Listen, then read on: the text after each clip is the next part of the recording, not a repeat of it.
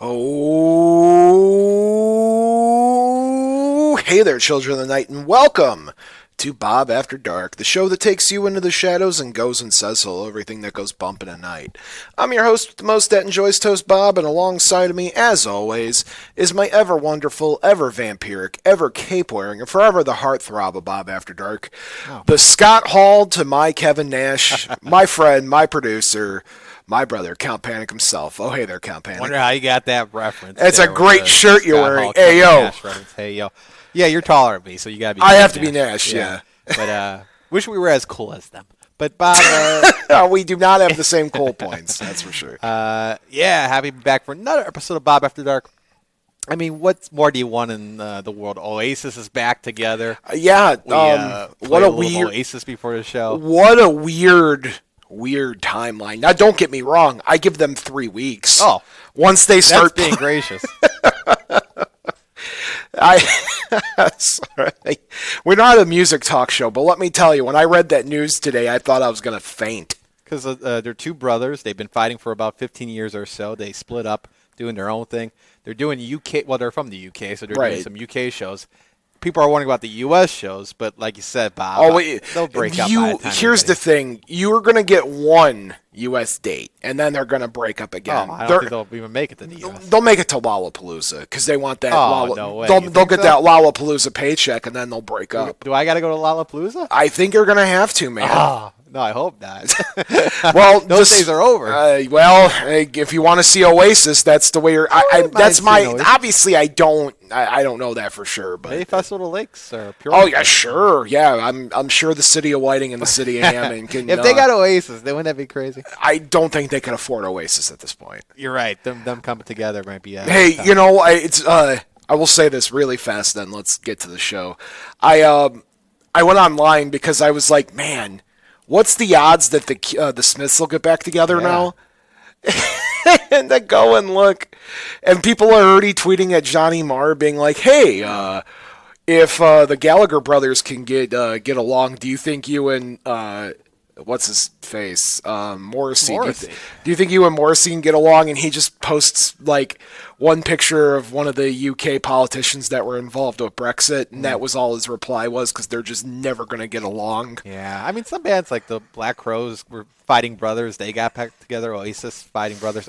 Or the Smiths, no, but they just hate each other. No, I don't think you're ever going to find two people that despise each other more than Morrissey and Johnny Marr. But I digress. We soldier on with what we have. Absolutely. All right, we're not a music show. We're actually a paranormal talk show. Yeah. Bob After Dark, it's your weekly-ish paranormal show where we talk about legends, lore, and the supernatural, things that go bumping at night, lights in the sky, weird cryptid stories, and, of course, Count Panic's favorite Oasis song. Oh, man. The shock of... what's the underrated one? Like, shock of lightning. Shock of lightning. That's a good one. I don't want to pick your standards. The standards are great, though, right? Champagne Supernova, man. Yeah, that was. You can't go wrong. I love Wonderwall too, but those are jams. But I don't get it. They're both allowed. They both were touring the past 15 years, but they were allowed to. Obviously, they were singing the classics. So Johnny Marr still plays Smith songs. Yeah, I guess. Yeah. Like I saw him at Riot Fest some years ago, Johnny Marr, and he played several Smith songs during his set. Oasis, man. Oh, that's fair. Anyway, Count. So let's get your weekend update. Other than you're very excited that Oasis is back together. That's like how we're. I'm not even excited. Listen, breaking news, man. It's not like this is the most thrilling moment of my life. I think this might be your most thrilling moment of your life. No, listen, I'm happy for them. I enjoyed the band growing up, and I'm happy that they're back and reunited. Chances are I'm not going to see it because, I mean, that's just not going to happen. They're not going to get along. I saw you post it. I was like, well, I'm going to play it for Bob. But thank you. I appreciate that. Bring it up at the beginning here. But that's it. Okay. No more talk. Okay, let's get your weekend update. I listened to some Oasis. You were doing a seance to bring the band back together from the dead? Yes. No. I had a nice weekend there, Bob. Very peaceful, very tranquil.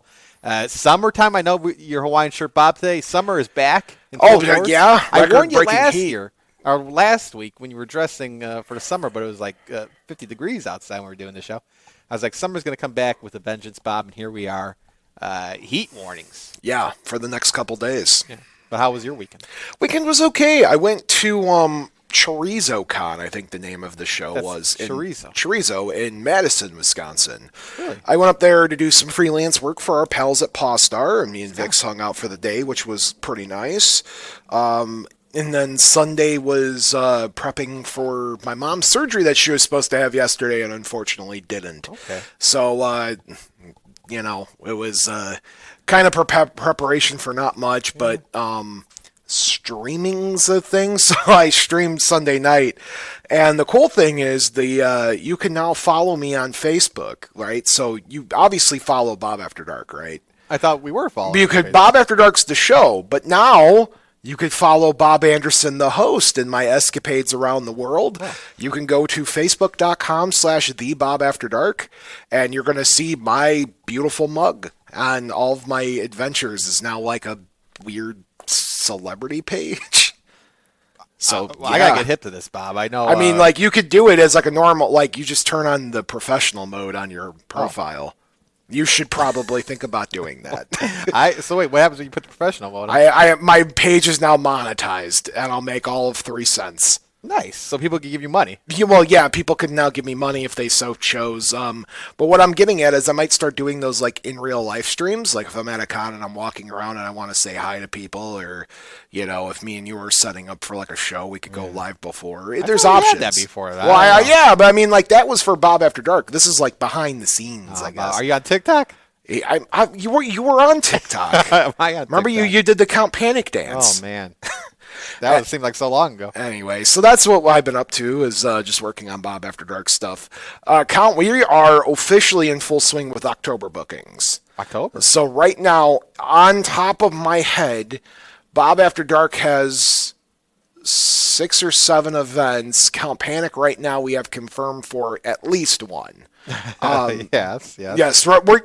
Count Panic's schedule is way different than mine outside of Bob After Dark land. Yeah, like when we're recording. But when we can have Count always comes. Before your fans are like, how come Count Panic doesn't come to things? Well, I'll tell you, because he's busy. I can't.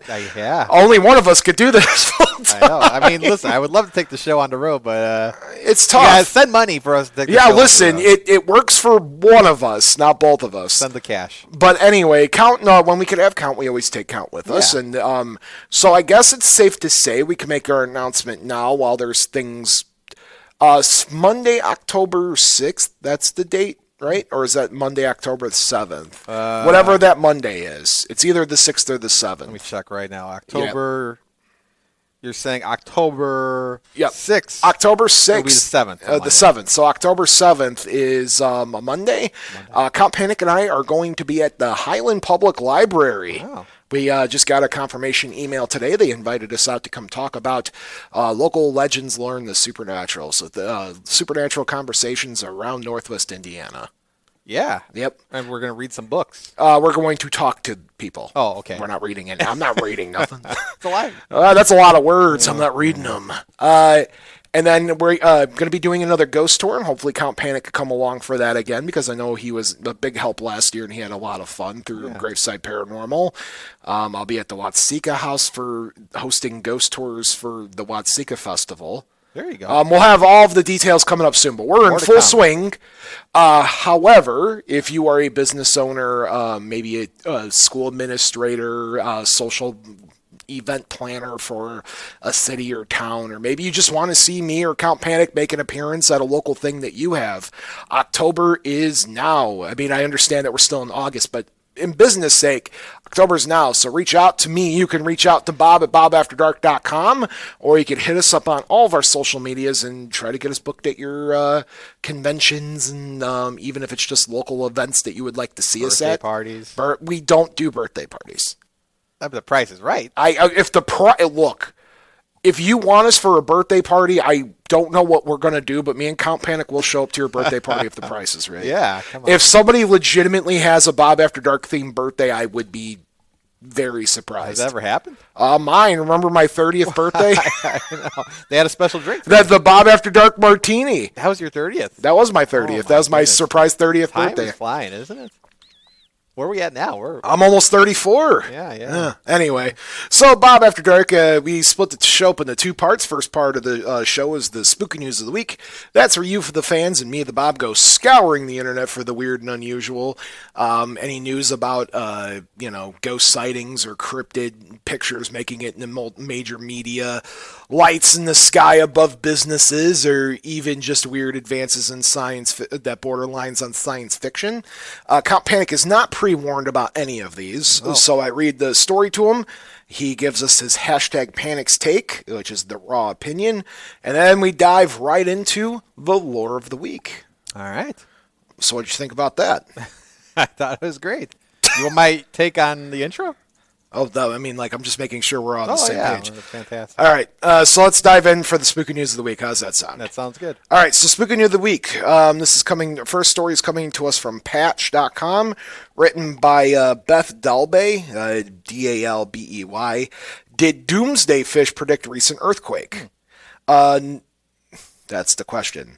A rarely seen doomsday fish in mythology, a prognosticator of natural disasters, was found in a cove off of the South California coast just days before the 4.4 earthquake struck the area. Oarfish, which live in the ocean depths about 650 to 3,300 feet, owe their nickname to the Japanese legend which holds the sight of them in shallow water as an omen for earthquakes. Indeed, 20 oarfish washed ashore in Japan in the months leading up to the deadly 2011 magnitude 9.1 earthquake. Scientists dismiss a coincidence the timing of the earthquake and the recent discovery of the so-called, quote, sea serpents in the waters of La Jolla Cove. As only the 20th recorded oarfish washed up in California since 1901, it gives Scripps Institution of Oceanography researchers a rare opportunity to study the fish and the ocean ecosystems in general. We are interested in how they feed, how their gills function, and how their bones form and how they are used, as well as their genetics, their open role in the open food ocean webs, their diet, and how the specimen may have passed, the Institute's Ben Farble, senior collection manager of marine vertebrates, told Patch. There is truly a lot we can learn from this individual. Is this a new Puxatawny Phil, as in the famous groundhog there, Count Panic? It's entertaining to fantasize that a groundhog popped its head out of a claw machine in Pennsylvania Arcade, by the way. That's another news story that I just blended together. So, no, there's no new Puxatawny Phil, guys. I'm sorry. I goofed that up. There's only one. There's only one. So hashtag Panic's take on the doomsday fish. Yeah, fish are wise beyond their years, Bob. I mean, there's a lot we can learn from fish. Smart creatures. Right? They can predict things. They know the future. They know secrets. They know what's going on. They're hip. They're not dumb. So, yeah, I think sometimes we should listen up a little bit more what the fish have to say. Mothman the fish. Remember, Mothman's considered to be a herald of doom. When his appearance comes, then something catastrophic happens. So maybe there's something to this fish. But you've seen Mothman. I've seen Mothman, and I mean, my life's been tragic ever since. I got into the entertainment business. So Mothman forces you a life of humbleness. Humbleness, that's for sure. I think it's interesting, though. I don't know if there's a lawyer or a doctor. I could have been a lawyer or an engineer, Mothman right? Ruined it. Mothman ruined it. Gee, thanks, Mothman. So check it about this fish thing. I'm sure there's a scientific reason for why they seem to react to the concept that an earthquake is coming. Maybe they're able to sense like magnetic shifts in like the platelets. Yeah. I'm not a scientist, No, but you play one on TV. yeah, we got a TV. Or we have a TV. We have a caller. We have a caller. Caller, we'll take it live. Take it live. Hello, caller. You're on the air. Hey, I love my fish with French fries, coleslaw, and a cold brewski at Center Lounge. Now, John. That's a plug. Now, John, before I'm going to ask you to call me back in 5 minutes because I have a news article dedicated for you that I'm about to read. Man, I'm shocked. I mean, You jumped the gun. I was hoping, I'm like, John, call me after this story. Well, it's the story after this one? Yeah, the story is directly. John, stand alone, John will put you on hold. Yeah. Okay, so I'll put you on hold. This story I found, it's not something we typically talk about on like the show, but the concept of a miracle, or what Catholicism would be considered a miracle. Okay. But there has been a new one that has been coming about from Parma, Ohio, and this is written by your Central Valley, written by Suzanne Stratford. In Parma, Ohio, did the eyes of a blessed statue come to life and then close. Some who witnessed the event, which was even captured on camera, are calling it a miracle. I knew it was a miracle because I'd been looking at her all morning, says Connie Liptak, who witnessed the phenomena. They're really closed. I mean, you could really see her lashes down. And it happened this past Friday at the Basilica of St. John the Baptist in Canton. This is in Ohio. The International Pilgrim Virgin Statue, the International Pilgrim Virgin Statue of Our Lady Fatima, is currently making stops across northeast Ohio and was on display there that day. The statue travels around the world spreading the message of Our Lady Fatima, which is another version of the Blessed Mother, just a different iconology of it. The sculpture was commissioned in 1947 following specifications of Venerable Sister Lucia, who was one of 3 separate shepherd children in Fatima, Portugal, who reported seeing apparitions of Jesus' mother in 1917, revealing secrets of hell and prophecies of war and the need for mankind to stop offending God. There was also the miracle of the sun, which they say was foretold by Mary and witnessed by 70,000 people and reported in newspapers at the time. When the sun was suddenly dancing in the sky, everyone was looking up, and then suddenly it just plummeting to the earth, said Katie Moran, who was president of the World Apostle of Fatima, USA. Katie captured the pictures of the eyes opening and closing. In the past, she's worked to bring other versions of the statue to the area. She says the international statue is different and special in many ways. The sculpture is believed to be the closest likeness of the children who saw and was blessed by the Bishop of Fatima and Venerable Pope Pius XII.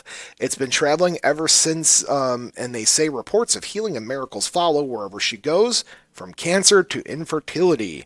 We know that she wept 15 times, said Larry Maganaw, the statue's custodian. Larry travels with the statue, and he said he's heard numerous miracles, claims, and cures, including a 3-year-old in Vietnam who suffered incurable malaria. He said doctors had given up on me, said Maganaw, but his father took him to the statue, and he ended up recovering. Now, this is just the latest of the miracles department. According to theologians, mystically her presence is there with the statue, said Moran, M-O-R-A-N. On Monday, she shared pictures with Fox 8 as the sculpture was on display at St. Andrews in Parma. Katie said that she was taking pictures on social media to post when she saw the eyes. I look at it and thought that's really nice, and I took one more to be sure, and when I looked at it, the eyes were closed, and I go, wow. Katie believes that Mary is again sending a warning to the world and as for skeptics, she messaged, for those who believe, there's no proof necessary. For those who don't, no proof is possible, she said. It's faith, and I believe. I just say I don't lie. I know what I've seen, and I believe what I've seen, added Liptak. The statue will remain on tour in Northeast Ohio through August 21st. So for the first time ever in Bob After Dark history, hashtag John's Take. Well, I'm very, very, very familiar with the international traveling statue of Our Lady of Fatima. It was at St. Stan's, I don't know, maybe 20, 25, 30 years ago. I remember when Dad went. And I know well, I don't personally know the gentleman, but I know that, as a matter of fact, I want to say it was in Munster at the Carmelite Monastery recently, but yeah, there's one gentleman that takes care of her and, wears the white gloves, and there's always a plaque or a little sign in front of the statue saying, do not touch her or she'll touch you. I don't know how you want to interpret that, because, sounds a little scary, I guess, if you look at it, but maybe they just don't want people to, to handle it, to touch it, maybe, knock it over or something like that, but I'm a believer. I mean, I grew up with, listening to the story of the 3 children and, with the apparition, at Fatima, seeing the Virgin Mary. And so, my answer was, is, yeah, I definitely believe. And, there's been other apparitions of the Blessed Mother. And, there are some skeptics that say maybe it's the paint that's running or somebody's got to find something, Sure. to debunk that she's actually crying. But, those who have seen it believe, and I'm definitely a believer. I wouldn't have no doubts about it. Well, I'm glad you enjoyed the story, John. I saw it. I'm like, I'm going to pick that out just for John this week. Yeah, when it travels, it's like on a, they carry it like on a, how do I want to define it? Like when they carry a king on the, where there's four guys holding. Oh, sure, the pedestal. Yeah, like a pedestal. Yeah, but yeah, certainly, hey, no doubt in my mind that she could have been crying. That's you just look what's going on in the world today. Why wouldn't she be? But definitely a believer on that, no doubt about it. But yeah, that's an interesting story, though. Because like I said, there's been other apparitions of her crying in that, but I shouldn't say a lot, just some. And I think I mentioned this before. Sometimes a diocese doesn't want to get, or the bishop doesn't want to get too much involved in that, and why, I don't know. I mean, it's something that I'd have to ask a Catholic priest about, but yeah, I mean, definitely a believer in that, Bob. That's our faith. I mean, I guess I could say it's our faith that. Why wouldn't we believe? We're Catholics, and things like that happen, and I'm a believer in that. Of course. Well, John, thank you so much for calling in and shedding your 2 cents on that. I appreciate it. Yeah, you know what? Maybe hopefully Bill's going to be listening, and he could and shed his light on there too, because he's very involved there at St. Stan's as well, and maybe he could, other than the statue, we put the garbage can over the statue of Kosciuszko, which I did see Bill on Sunday, and the count seen him also, and the first thing he did was bring that up, that he did not do it. So now that I'm thinking, when somebody keeps saying they don't do it, they didn't do it, then they did it, right? My dad claims that he was the one who he was around when it happened. Yeah, I mean, when somebody says I didn't do it, they're almost like guilty, and they, I didn't rob the bank, but they'll take one of those things. So, hey, maybe you'll call. Bill, if you're out there, give Bob a call. So, thanks for calling, John. We appreciate you. All right, Bob. Thank you. Thank you. Yeah, we cleared up that controversy last week, right? My dad did it, apparently. This is big. This sent shockwaves. It did. The city. It's always funny when I bring up this stuff because our dads hung out back in the day, and I always think that's funny when that pops up. All right, you ready for our last news story? The mayor is already on the phone talking about it. The mayor, he was wondering about it too, I'm sure. Oh, the mayor from back then? Oh, you got me confused. No worry. Okay, so our last news story comes to us from our old pal Tim Banal. Oh, all right. British dog walker reports an encounter with the infamous black-eyed children entity. A British man claims that he encountered the infamous black-eyed child, there was only one in this case, entity that appeared to him while he was out walking his dog. According to a local media report, the eerie alleged incident occurred last month as an unidentified witness was strolling with his pet pooch near the country's notorious Cannock Chase, which is a forested area where all manner of high strangeness has been reported over the years. On this particular occasion, the man says their walk took an unsettling turn a few hours after dusk when, and I quote, all of a sudden I felt a weird sensation in my stomach like it was feeling of impending doom, coupled with the impression that they were being watched.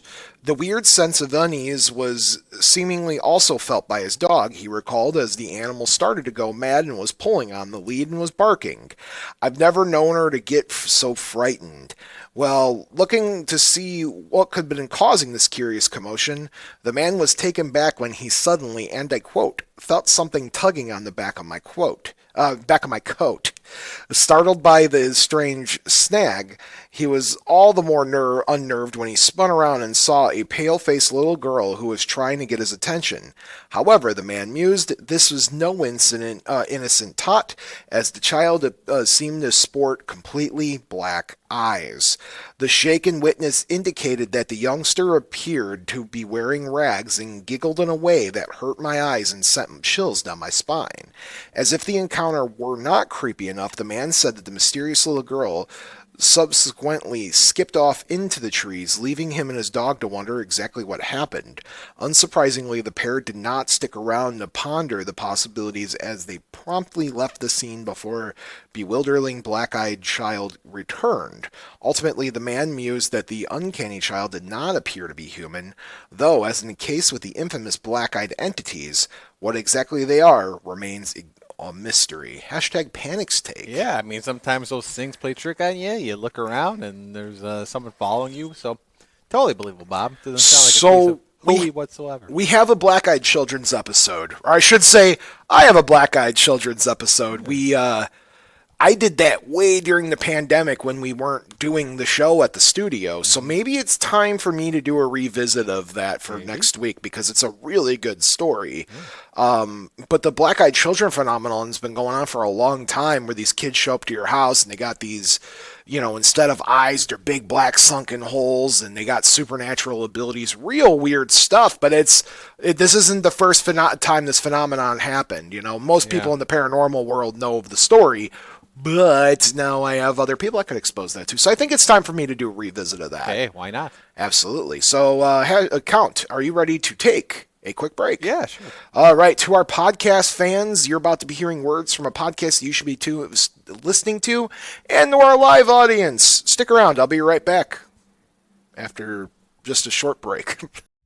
Welcome to Ghostly. Pat, what are you doing? What? I want people to know that we're a podcast that takes a deep dive into some of the scariest ghost stories. But we don't do the creepy voices or weird sound effects. We debate the ghost stories. And aren't you supposed to be the skeptic? I am, but they'll find that out once they listen. Look, all you have to do is tell them to listen to Ghostly, and that our listeners get to decide which stories are real. And which stories are just old folklore. Exactly. Download Ghostly wherever you find great podcasts. Oh, jeez.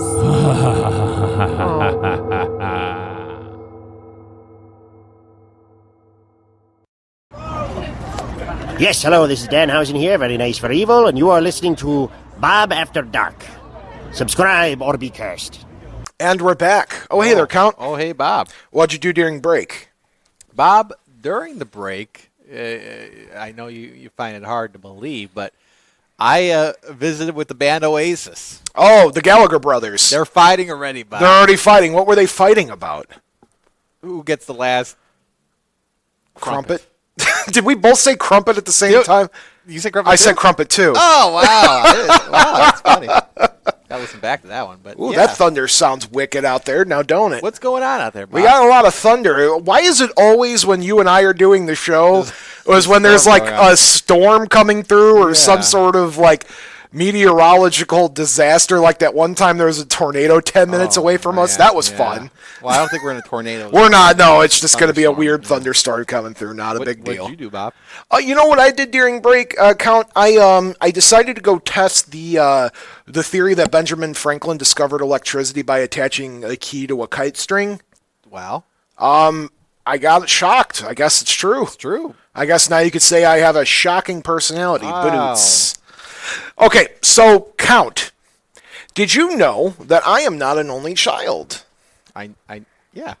All right, so biologically, right, I am the baby of 3 kids, right? So there's my older brother, my older sister, and myself. However, I do have what I consider an adopted little brother, Matt. Known him literally his entire life. His older brother Slater and me are, very good friends, if not best friends. For many years, I was his pseudo best man at his wedding, the whole nine. So I used to help babysit the kid and whatever. So anyway, Matt's like my little brother. I call his mom and dad, et cetera, et cetera. And I play some video games with his circle. Sometimes their social circle, which is mine too.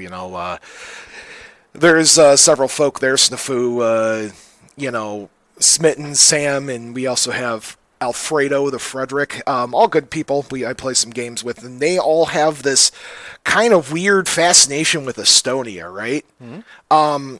I've never been to Estonia, obviously. I never. I don't think about Estonia very often, but for whatever reason, this group has this thing where they'll meme weird things that go on in Estonia. So I figured, let me go dive in and start thinking about the Estonian mythical creatures and folklore. And fun fact, did you know that Estonia does not have a very good written record of their creatures and folklore? A lot of the stuff you try to find, you get one little paragraph story, and that's about it. So let's dive in, by the way. Given the quick dedication to the episode to the little group from there. So the Estonian mythology, I'm going to be reading from Ling app, which is a almost like a foreign language, learner. I am not sponsored by them. I don't have an affiliate link for them. This is just they have a really good understanding of why their mythology is kind of jumbled.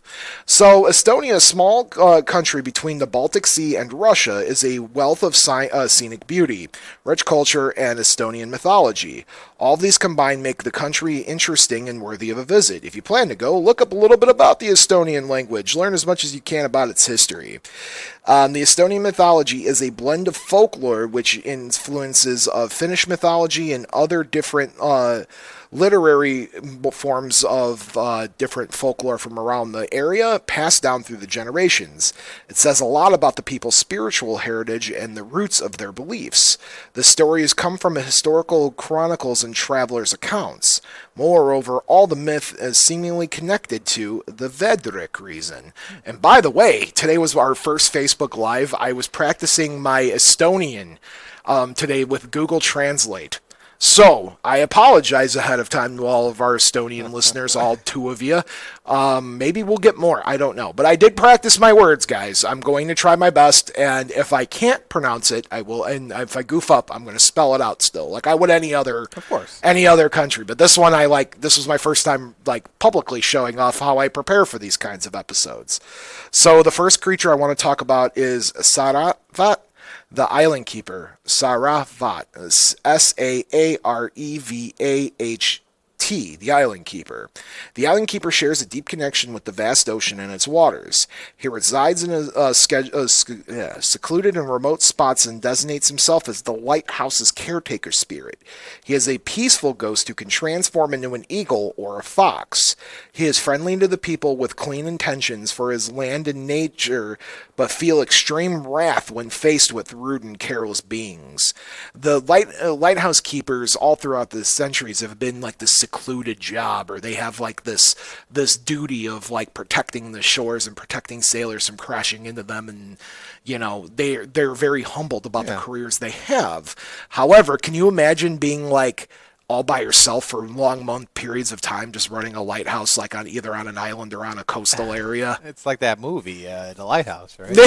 Yeah, exactly. Crazy. So exactly, but in the Estonian folklore, there is a island keeper or a lighthouse keeper spirit, and known through different lighthouses across the land. So it's not just one place that has the Saravat. How does that work? Before the story continues, say you are in charge of the lighthouse, but how do you you have to get food, right? I think you can leave for a little, but you have to be on duty all the time. I'm sure you get a delivery once a while, Yeah, like in the old days. I don't know. All right, continue on. So there's not one specific lighthouse per se that I could find that is says to be haunted by the spirit, but it's the concept that kind of every lighthouse is haunted by this spirit. It's not just one type of person, but at least in the area of the islands of Saravat. So interesting piece of there. Yeah. And if you are carelessness or rough on the lighthouse, you will enrage him and you will get the wrath of a poltergeist. He enjoys showing visitors his native island and is a nice, sincere spirit. So it's not often that you and I get to talk about good ghosts on here, but figure that's a good place to start, huh? Yeah, great place to start. All right, so the next one I want to talk about is the Suvana, or the Protector of the Wetlands. This creature resides in a bog or a blanketed in mist. His legend is believed to be rooted in musts taking unusual shapes. He is an elusive and must not be disturbed or he would get depressed. He grows cranberries in his head and gets angry when somebody tries picking them. Interesting stuff. I mean, that's anybody would get angry about that.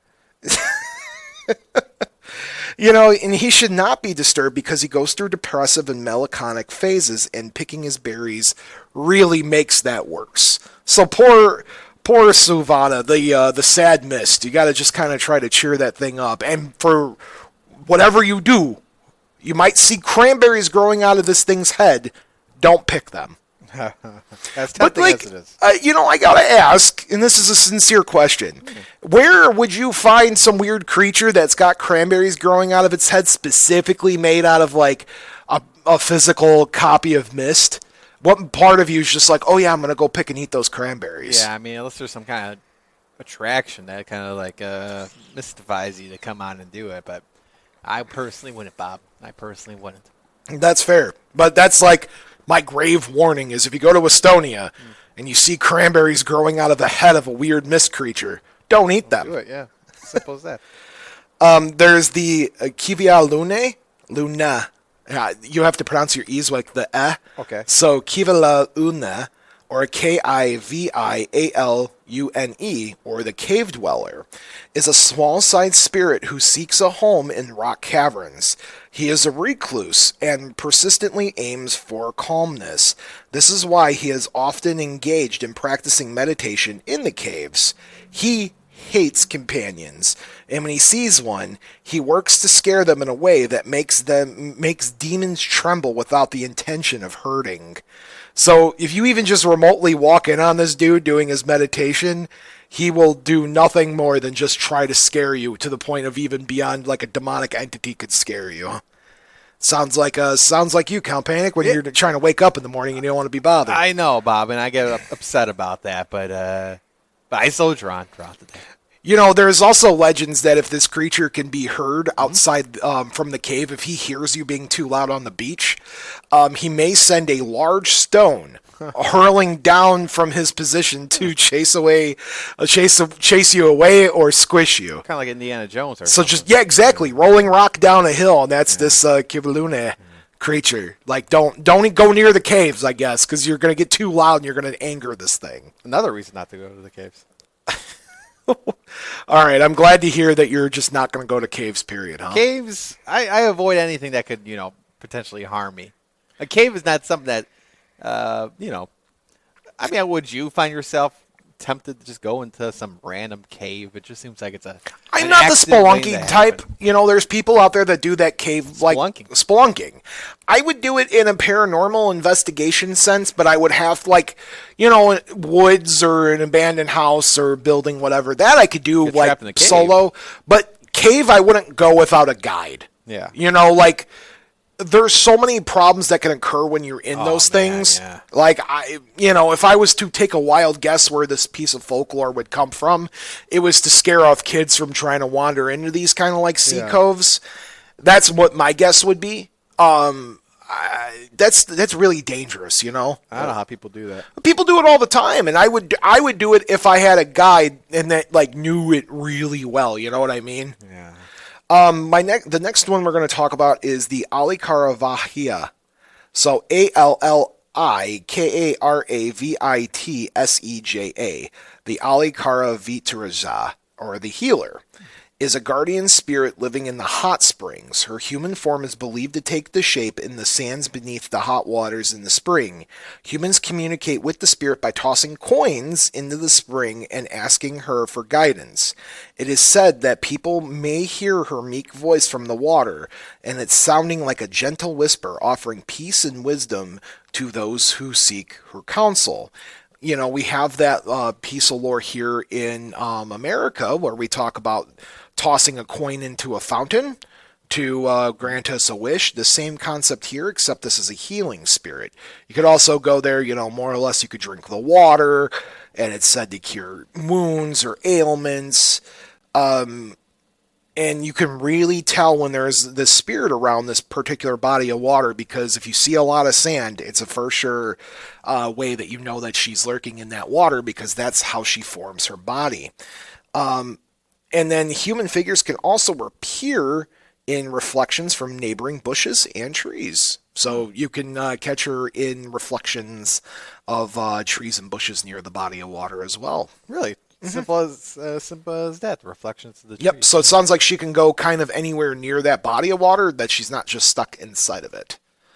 What's the radius? How far? It doesn't say. It just says nearby. I'd assume that if you're in a little secluded pond, you got like a tree area surrounding it, and if the sun like reflects shadow by the water, then she could probably leave and travel out go by across the shadow. street or something like Exactly. I don't think she can go far, but she can go near this water. Your But nearest McDonald's or something. you got to get that McDonald's Sprite. It just hits different. Get out you of know? Dodge. Yeah. Get your Halloween buckets while you're there. Oh my God! Don't do that to me. That they're probably gonna have new ones, Bob. Okay, and then the next one I want to talk about is the Muru Mem. Oh, we got a caller. Yeah, you want to just take it live. Caller, you're on the air. Take it live. Yeah. Hi there, caller. You're on the air. Yeah, good evening, Bob and Count. Hey, you Bill. know. Hey, Bill. Yeah, I'm enjoying the show. I heard John, so I figured, well, if I don't call you, he's going to call me, So. No pressure here. No to pressure. Ever call in, but we're happy that he did. And did you hear the story about the statue? Yeah, I was. I saw that statue probably like 3 years ago in Highland. I think it was at Our Lady of Grace. Okay. So I saw that for a while, but you were talking about the statues, and it doesn't creep me out so much. But the fact that I know, like after Mass on Sunday at St. Stan's, when I walk up, and then as I'm walking, I see all these statues. Yeah. I mean, there has been stories about not made like St. Stan's, but there have been multiple stories about statues. Oh yeah. And whatnot over the years. Yeah. Yeah, I wondered, just the fact that I'm not, creeping myself out, but every so often I'll be in the back, and then I'll, look around and this and that. But I believe that. Yeah, I was brought up, Catholic, and I heard those stories, and about the three children. I saw the movie and all that. So hey, Well, it happens. Yeah, I mean, Bob, have you ever? I know you're not big into dolls, but statues, do they sometimes upset you? No. In fact, there is a haunted statue story based out of Chicago. The wandering little girl in what's that cemetery? That's going to bother me. Graceland. Okay. Graceland Cemetery. There's the story of why there's the one statue of the little girl encased in acrylic. Yeah. The legend goes it's because she would get up and move around the cemetery, so they finally put her in acrylic to kind of keep her from wandering around. So it's not the first story I've ever heard of with, I don't want to, in this case, haunting's a word, but, in a spirit attached to a statue, whether it's spirit of a little girl or the Blessed Mother, I got to ask Bill, though, do you remember that in the harbor there? It was about maybe, 20, how old am I? Maybe like 20 years ago. It was in trees in the harbor. It was like you could see Jesus and then Mary in two separate trees. Do you remember that? Yes, I do. Yeah, that was something. I heard stories about that, but I got real quickly. I got to tell you, my cousin. We were talking about the dolls, and she had a doll collection in her room, and I wouldn't go in that room. I went in there once, and that was it. See, he hates dolls as much as you, Bob. Yes. I mean, just the fact that one time, she knew it. So then, we were outside, we were having a picnic, get together, and then she went and changed the dolls at different place, in the same room, and she asked me to come in to see something. And I walked in that room, and I stopped right there. Because the dolls weren't where they were supposed to be. So she put one off on me there. They move around sometimes. Bob has this interesting hatred towards dolls as well. So, hey, listen, I'll see. I'll listen to the rest. You guys have a good evening. Yeah. And I'll see you around somewhere. All right. No, Bill. Thanks for calling in. Yes. No, you too, Bob. How are you doing? You doing all right? Doing as well as I can be. That's good. Okay. All right, but I'm glad we solved the Kosciuszko Park thing. Okay.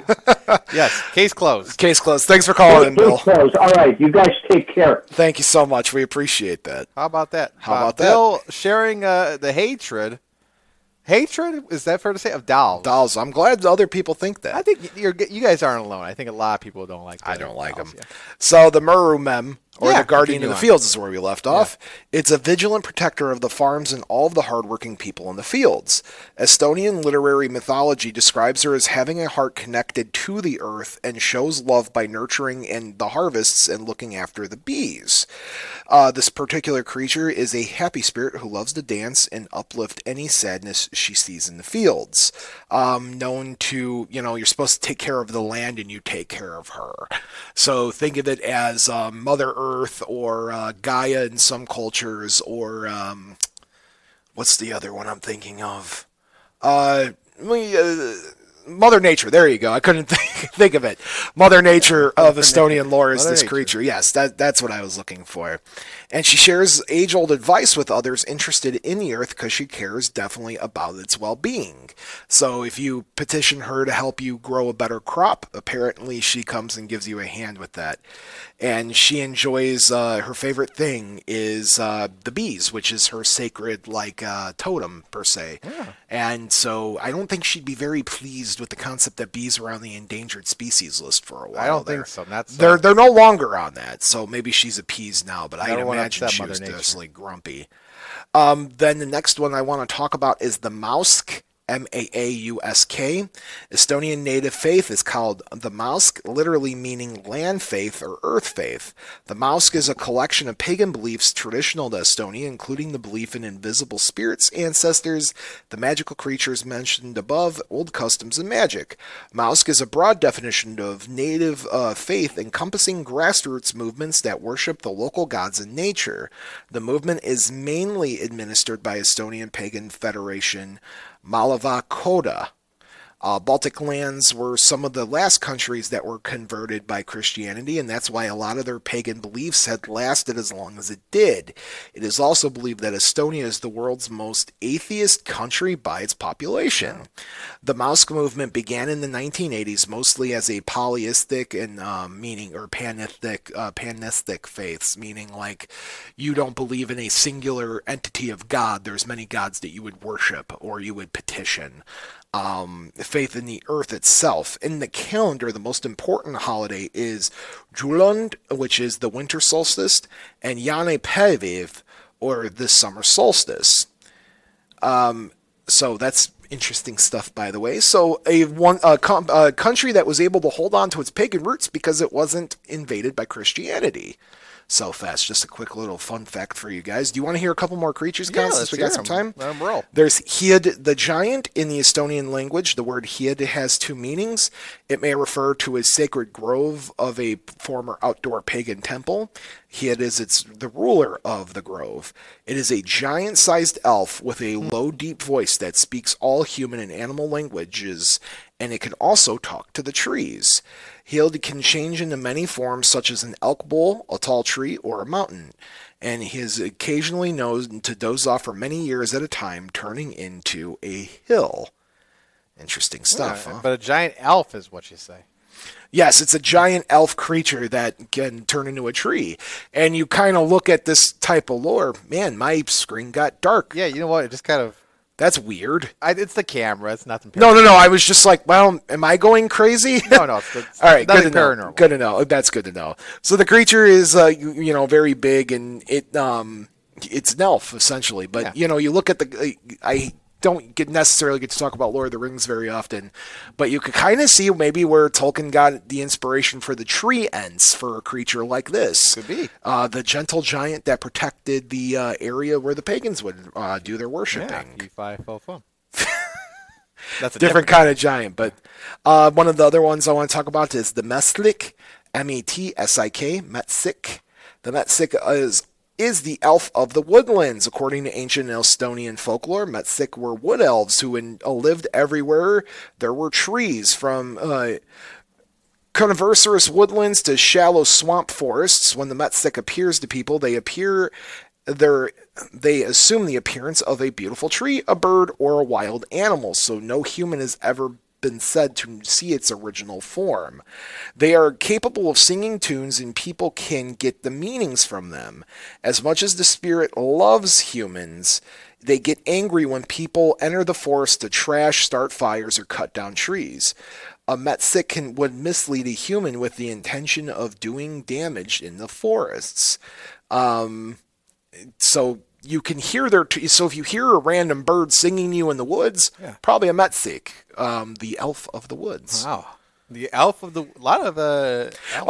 they take a lot of lore, as I was saying at the beginning of the episode, they take a lot of lore from the Finnish area, and out there, as we were talking about, like right around Christmas time when we were talking about like elves and the concept of where elves come from, and that was like the real lore behind it.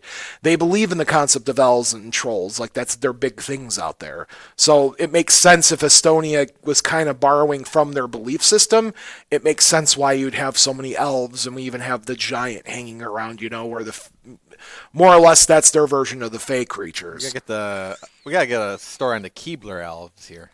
They make cookies. Yeah, but they gotta have something. They're hiding something in that. Yes. So there's other creatures other than just like the little spirits that kind of wander around, or the forest nymphs or things like that. Mm-hmm. They also have Estonian deities. Aside from spirits, Estonian mythology introduces us to an existence of pre-Christian Estonian deities, each with its own domain and characteristics. So there's Tara. Tara is Taara, is the chief deity, is the ruler of all the heavens. So like Zeus or Odin. Is the ruler in the heavens, associated with the sky, thunder, and crops. Terra is the symbol of fertility and protection, and he is the god of everything that has life, the supreme, and is celebrated in Tartu's sacred oak forests where mighty oaks grow. There's Vanamune, the god of creativity, who inspires musicians and poets. Think the muses from ancient Greece, but in Estonian terms, his melodies are said to resonate through the hearts of creative Estonians. There is Ku, the moon goddess, governs the lunar cycles. Estonians believe she influenced their dreams and emotions, connecting them to a mystical night. I find it interesting that even another country, Estonia, takes the concept of the moon or the lunar energy, and they kind of give it a feminine energy. They use the term of moon as a woman, which is fascinating, And then there's Paike, Paike is the sun goddess, brings light and warmth, and she is remembered for her role in nature, nurturing the land and its people. So those are just some of the different deities that people worship, and there's, hierarchy there. So what do you think so far, Kyle? Yeah, Bob. I mean, again, there's a whole level here of how, no matter how far they go, but to go back on the elves there, we just want to clarify to folks, not all elves are bad. No, they're not. No. No. We don't get the wrong there's none of the elves we talked about We have a here big were elf necessarily community bad. No, the elves were just fine in Estonian lore. Okay. Just don't go trashing the forests or bothering the one in the cave. The one that's in the cave just does not want to be bothered. No. But they're not gonna they're not looking necessarily to harm you. No. So the next one is the Urikajata, or the Ooiketja. Ooiketjaja, or the night wailers, are midnight creatures that frighten children because of illnesses and even kidnap unsuspecting people at nightfall. The night wailers got their names because they supposedly cause the uncontrollable wailing of children in the night. Reports say that this phenomena began in Estonia in the 19th century. People used to blame continuous wailing of children at night on the influences of dead relatives, nightmares, and diseases supposedly caused by breaking a taboo, incorrect behavior of the mother during pregnancy, or even the possibility that the mother may have startled by an animal during her pregnancy. The mere recent superstition is that the creature, known as the Nutuja, Nututaja in Western Estonia, is another creature there, or the Tiasaha in South Estonia, causes the night wailing, and it's very much similar to the popular superstitions behind the evil eye, and the methods of healing and prevention are those similar. Tradition says that a child who starts to cry a lot is under the influence of this creature, and often is described as an old widow with long black straggly hair, and it happens when she drops by to visit a family with a child. When visiting, she pretends to notice the child and comments, "What do you know? What do you have here? They're moving on the bed." The couple naturally tells her that there's a child on the bed, and then she says, "Aham, but he is lying so still. Do others have to do things for him?" The comment signals the start of the curse, and the child starts wailing in his sleep. To stop the wailing and screaming, the parents must get a hold of a piece of the cloth from the old woman's clothing and stroke the baby with it. A supposed obsolete method for breaking the curse was to dunk an old rope in water, whisk the child with it, coil the rope, and pull the child 3 times through the coil. This method was supposed to work only if performed on a Thursday evening. Wow. What more can you do on a Thursday evening? There's Peko, the god of fertility. In Estonian native religion, Peko is agriculture deity who brings good luck to households, increased harvest, or guarantees the fertility of the land. Peko is characterized by an image made of wood remains and that is shaped like a human torso with small holes in the heads for candles during offerings. Peko belongs to the entire village and is kept in different farms every year. Farmers buy the effigy of the so-called god of fertility underneath grains in a storehouse. They bring out the image every time there is an agriculture fertility ritual or festival. At the ceremonial fest in Peko's honor, people make offerings of butter, curds, and wool, not cheese curds, Count Panic. During this time, they ask Peko to look after their farm animals, and after the feast, they give leftover food to the poor to decide which family has the right to keep Peko in their thoughts until the next year. And then the men compete with each other in a game of wrestling and fence jumping. What a good party that is. Yeah. The belief is Peko is particularly prevalent among the Setos, an ethnic minority that resides in the southeastern part of Estonia and still maintains a distinct culture and language. The Setos are generally Orthodox Christians, but adhere to some pagan beliefs. The church denounced the cult of Peko, but the rites and festivals in honor of the effigy continued in spirit. Today, the Seto people are actively involved with woodwork and handicrafts, and the pagan side of their heritage has left an undeniable mark on the artistic side. Peko, the god of fertility, features prominently in their artwork as a visible reminder of Seto way of life now and then. Wow. Interesting stuff. I mean, contributing with the society there, woodworking and crafting and whatnot. They're really progressive there, Bob. Absolutely. So you want to talk a little bit? I have a couple superstitions I want to go over because unless something magically changes, I am not going to talk about Estonia again. So I might as well make sure that I have no part 2. Making sure I don't have a part 2, not because there isn't, but it's really hard to find research for Estonian myths. Back to Estonia. Yeah, so here's some superstitions. They're about babies and children. If many people trample on the water from a newborn baby's first bath, the baby will be downtrodden and despised. So don't trample on the water from a baby's first bath. Yeah. Do not pass anything over the baby's head or the baby will not grow. If such a thing happens, pull a hair on top of the baby's head. I would suggest not handing things over the head of a baby anyway in case you drop something. That's my logic there. When the baby is laid down on the cradle for the first time, place a knife across and a key in some red yarn to protect the baby against evil or sorcery. Now we're talking. And a baby born on the last day of the week will marry late or never marry at all. Interesting stuff here. I want to talk to you one more thing about the burials and the dead. The straw in which the sick person died should be carried and burnt. By the footprints in the ashes, you can tell the next one to die will be man or animal. If one dies during the new moon, he takes all the luck with him. And if he dies in Shravatide, he is buried as plainly as possible. Brushing a dead man's head and laying the brush beside the body ensures that the spirit will rest in peace. It is not bad luck for the hearse or vehicle that has carried a corpse to pass through the gates of the house right away. It should be left outside for a considerable amount of time so nobody in the family will die soon. When a priest visits a sick person, the priest observes his horse as he draws near the house. If the horse hangs his head down, the sick person will never recover from the illness. Never. And so that is some folklore of Estonia, Count Panic. Hey, Bob, I'm glad I probably will never go there. So it's good to have this little trip. Kind of like you guiding the journey here. Absolutely. Captain of Estonia. So, people of Estonia, thank you for putting up with my butchering of your language. I apologize. I did the best I could to everybody. Yeah. So, Count, do you have any closing words for our audience this evening? Everybody stay safe. I think the rain has passed. I don't know. I don't Sounds hear like it it's anymore, empty now. but, Or empty, you get the idea. It's over everybody now. be all right out there and enjoy as the summer kind of ticks by here. Just go out and enjoy it. Absolutely.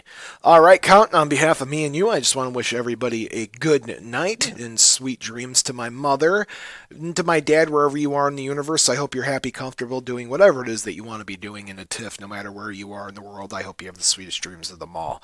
Good night, everybody, and remember the two most important rules of Bob After Dark are as above, so below.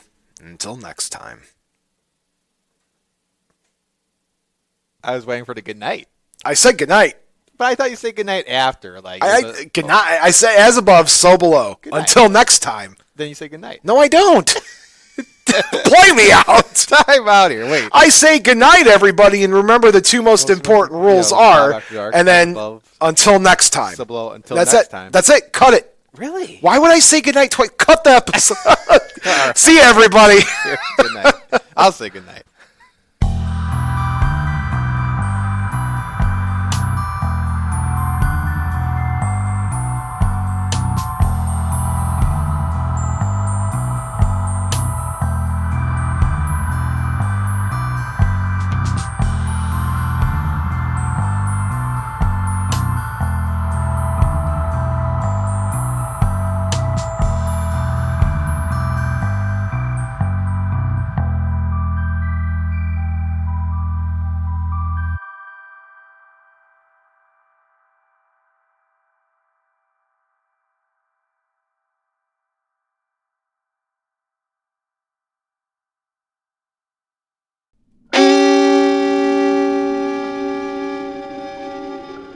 Memoriam Development.